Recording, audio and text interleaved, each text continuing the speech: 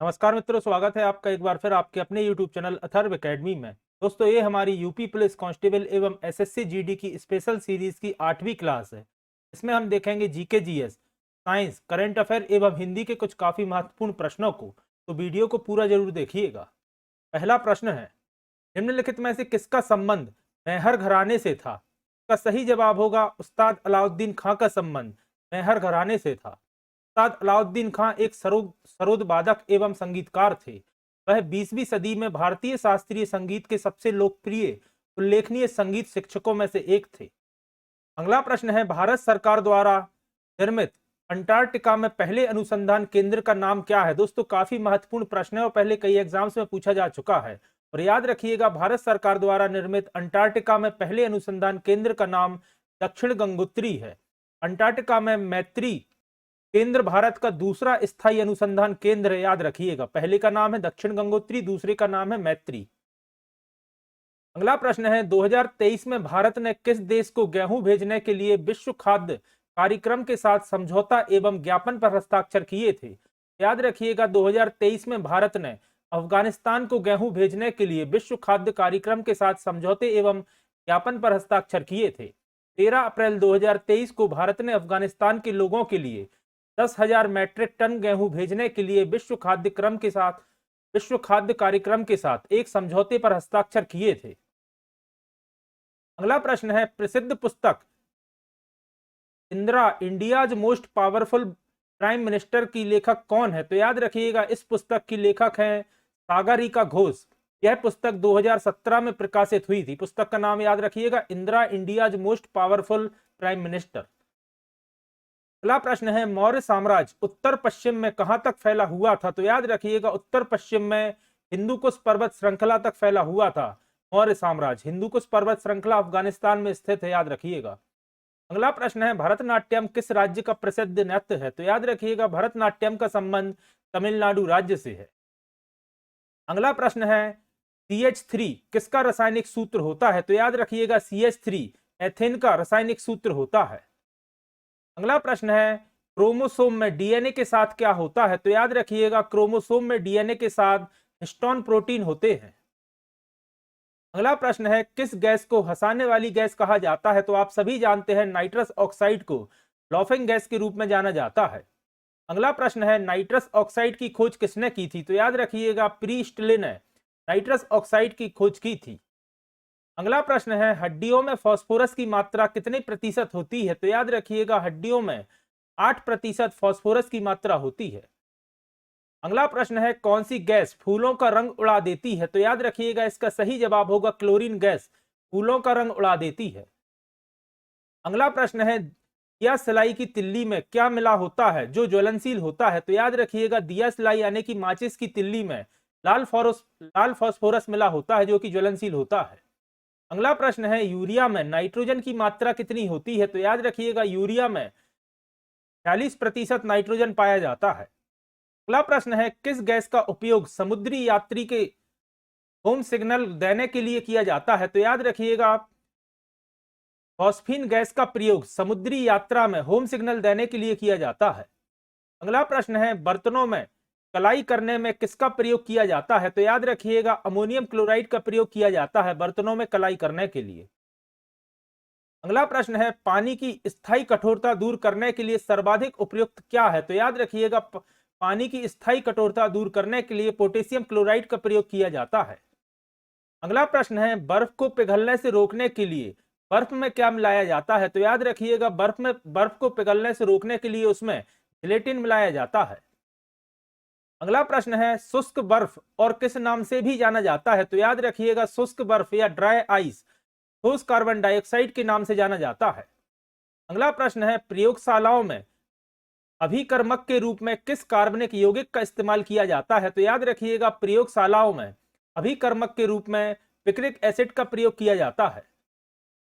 अगला प्रश्न है, कौन सा क्रिस्टलीय एरोमेटिक यौगिक है जो शर्करा से 550 गुना ज्यादा अधिक मीठा होता है? तो याद रखिएगा, सैकरिन शर्करा से 550 गुना ज्यादा अधिक मीठा होता है।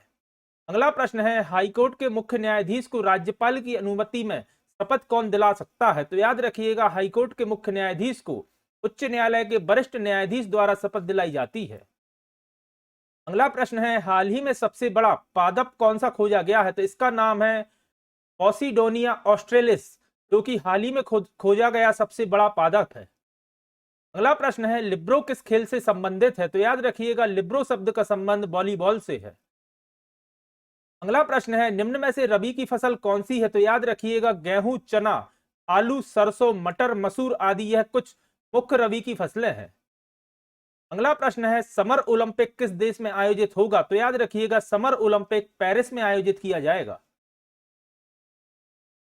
पेरिस फ्रांस में आयोजित किया जाएगा, याद रखिएगा। अगला प्रश्न है, राष्ट्रपति और मंत्रिपरिषद के बीच संचार के मुख्य कड़ी के रूप में कौन कार्य करता है तथा मंत्रिपरिषद द्वारा लिए गए निर्णय को राष्ट्रपति को अवगत कराता है?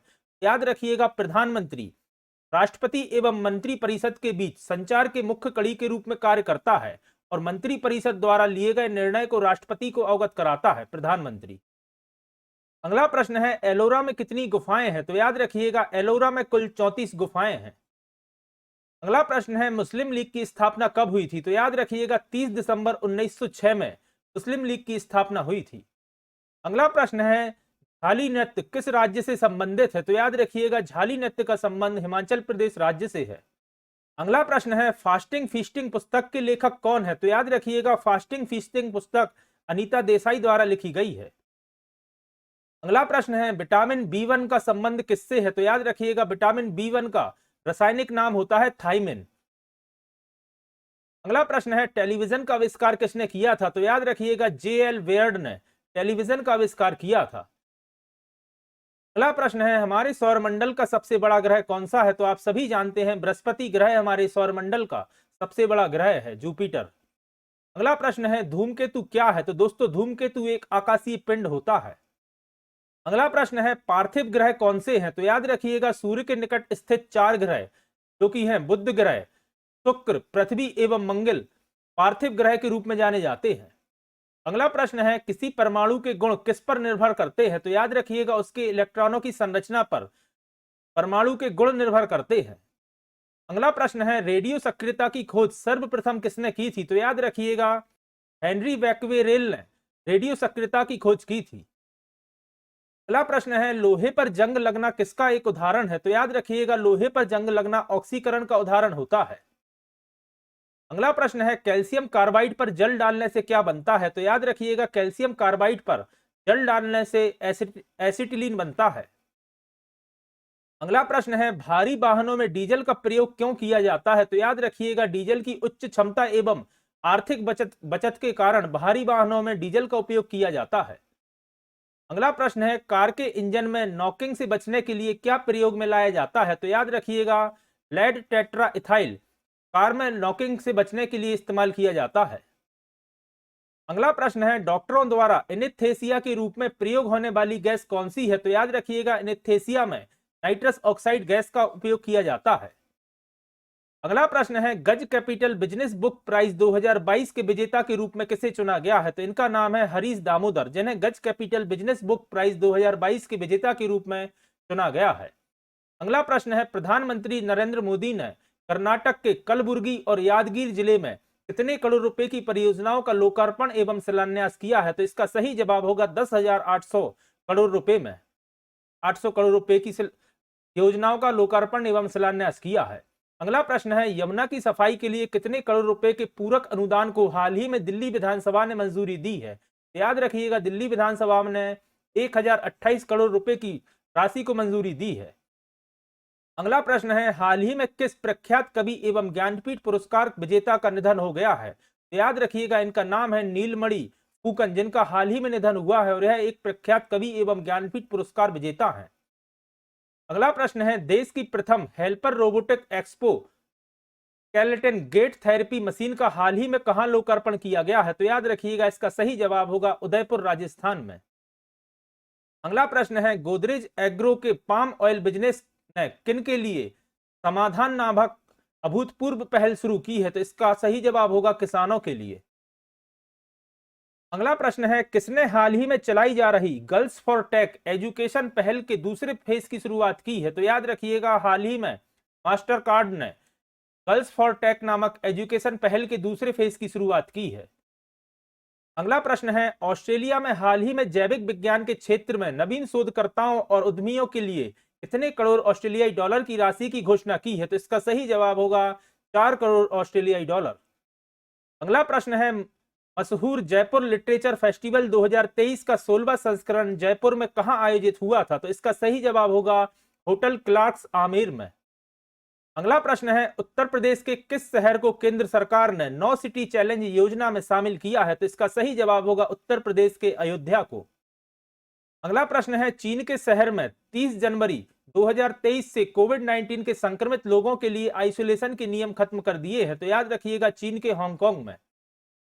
अगला प्रश्न है, सैकरिन का निर्माण किससे होता है? तो याद रखिएगा सैकरिन का निर्माण टोलुइन से होता है।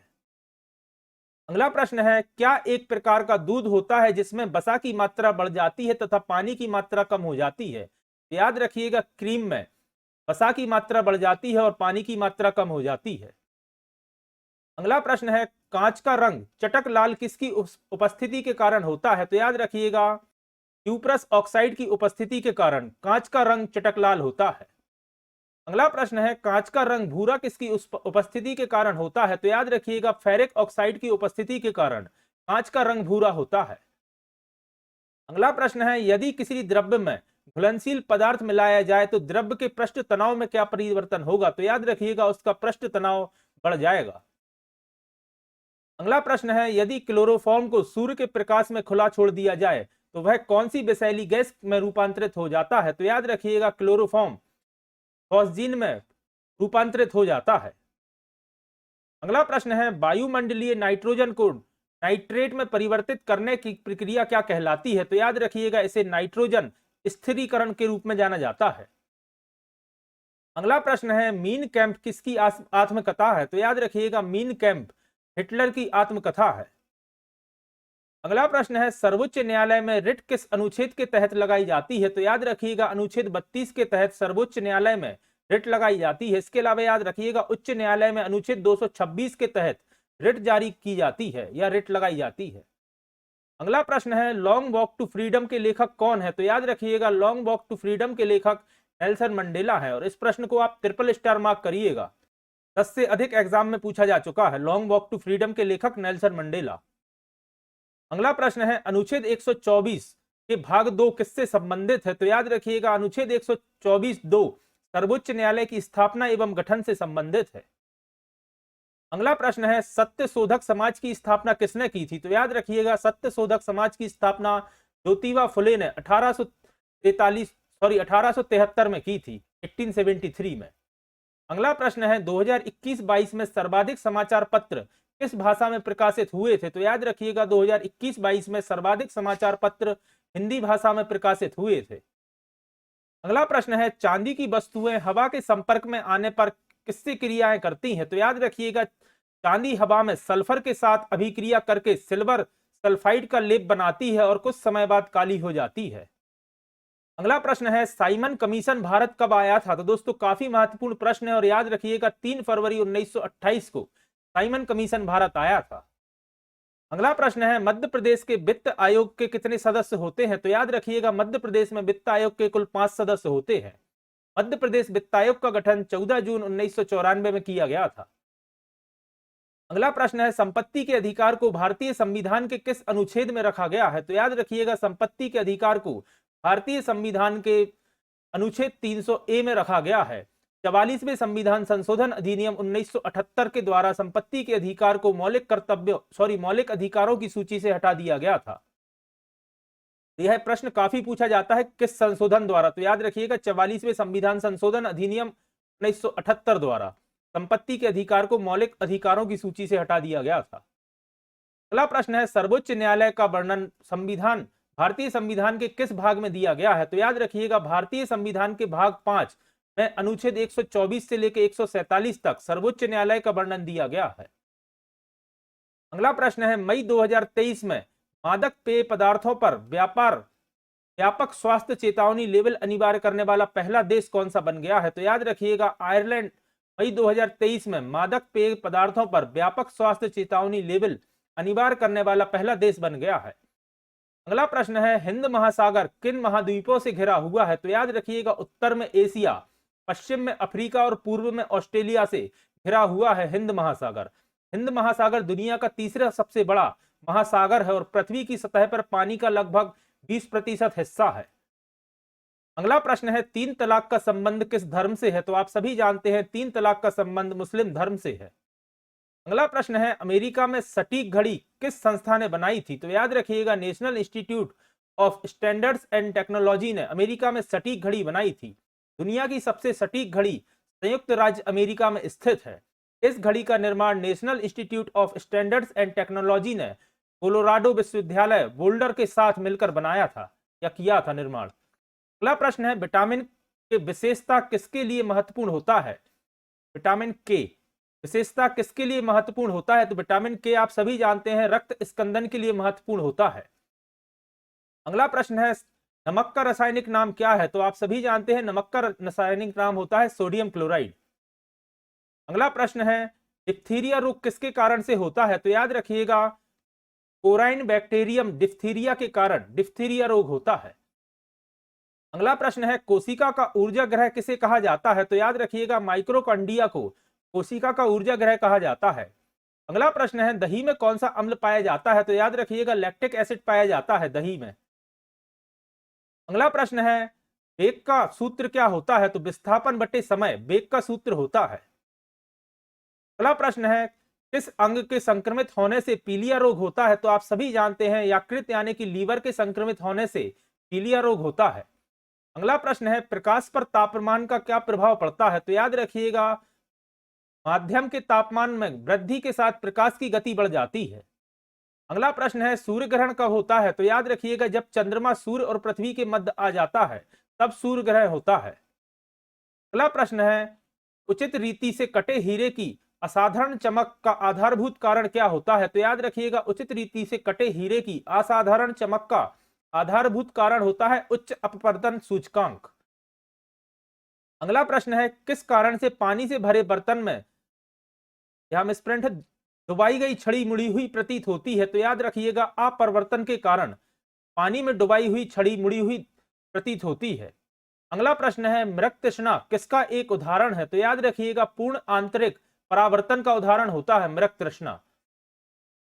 अगला प्रश्न है, पेट अथवा शरीर के आंतरिक अंगों के निरीक्षण के लिए प्रयुक्त तकनीक जिसका नाम है एंडोस्कोपी किस सिद्धांत पर कार्य करती है? तो याद रखिएगा, पूर्ण आंतरिक परावर्तन के सिद्धांत पर कार्य करती है एंडोस्कोपी। और यह प्रश्न इस तरह भी आता है कि किस विधि द्वारा या किस तकनीक द्वारा पेट एवं शरीर के आंतरिक अंगों का निरीक्षण किया जाता है? तो एंडोस्कोपी इसका सही जवाब होगा, जो कि पूर्ण आंतरिक परावर्तन की तकनीक पर कार्य करती है। तो दोस्तों, ये थी हमारी यूपी पुलिस कांस्टेबल एवं एसएससी जीडी की स्पेशल सीरीज की 8वीं क्लास। आशा करता हूं आज की क्लास आपके लिए पसंद आई होगी। अगर आज की क्लास आपको पसंद आई है तो वीडियो को लाइक करें, कमेंट करें, और अगर आपने अभी तक अथर्व एकेडमी चैनल को सब्सक्राइब नहीं किया है तो चैनल को सब्सक्राइब करें, और अगर इसके पहले की वीडियोज आपने नहीं देखी है तो चैनल की प्लेलिस्ट में जाकर एक बार उन वीडियोज को भी आप जरूर देखिएगा। जल्दी ही फिर हाजिर होता हूं अपनी अगली क्लास के साथ। धन्यवाद दोस्तों।